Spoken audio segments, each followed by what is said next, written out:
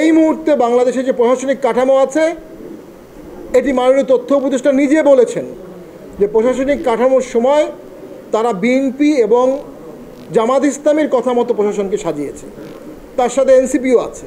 অর্থাৎ বর্তমান প্রশাসনিক কাঠামো জামাত, বিএনপি, এনসিপির প্রশাসনিক কাঠামো। এই তিনটি দলের বাইরে অন্য কোনো দল যদি ভোটে আসে, এই প্রশাসনিক কাঠামো সেই দলকে সুষ্ঠু ভোট হতে দিবে না। সেজন্য আমরা মনে করি নিরপেক্ষ প্রশাসনিক কাঠামো সাজাতে হবে ভোটের আগেই। নির্দলীয়, নিরপেক্ষ, সৎ প্রশাসনিক কাঠামো ছাড়া কোনোভাবেই নিরপেক্ষ ভোট সম্ভব না। সেই প্রশাসনিক কাঠামোর জন্য একটা নির্দলীয় তত্ত্বাবধায়ক সরকার প্রয়োজন।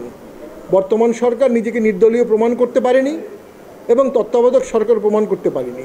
নির্বাচনের পথে যে সংস্কারগুলো প্রয়োজন সেগুলো এই সরকার এখনও শুরু করেনি। আমরা মনে করি দেশে অবশ্যই নির্দলীয় সরকার ছাড়া সুষ্ঠু ভোট হবে না।